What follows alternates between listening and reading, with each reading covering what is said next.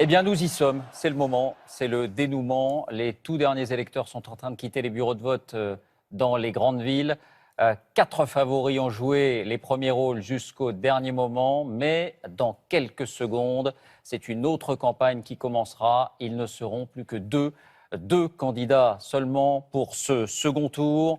Il y a eu les primaires. Alors, vous découvrez les 4 quartiers généraux de ces 4 candidats qui ont joué les premiers rôles dans les sondages jusqu'au tout dernier moment. Il y a eu les primaires, il y a eu la campagne, il y a eu les débats, il y a eu les affaires, il y a eu les attentats déjoués ou pas. Et aujourd'hui, à l'issue de ces très longs mois de campagne, eh bien, c'est le moment de la révélation. Laurent, vous nous donnez ce résultat. Oui, David, il ne reste que quelques secondes avant de découvrir notre toute première estimation Ipsos Soprasteria qui s'installera en tête de ce premier tour. 11 secondes. Qui sont les qualifiés pour le second tour de l'élection présidentielle? Vous voyez apparaître le décompte. Nous y sommes à 5 secondes. 4, 3, 2, 1. Il est 20h. Voici les résultats de ce premier tour. C'est Emmanuel Macron qui arrive en tête à 23,7%. Marine Le Pen est en deuxième position à 21,7%. Vous voyez apparaître les QG des deux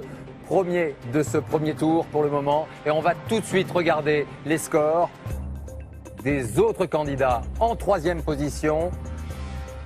En troisième position, ex aequo, François Fillon à la troisième position avec Jean-Luc Mélenchon. Vous le voyez, 19,5% des voix. Benoît Hamon obtient 6,2% des voix.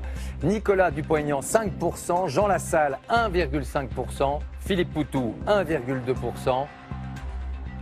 François Asselineau, 0,8%. Nathalie Arthaud, 0,7%. Jacques Cheminade est à 0,2%. Voilà pour ces résultats, ces premiers résultats ce soir. Emmanuel Macron face à Marine Le Pen, c'est le duel qui s'annonce pour ce second tour, David.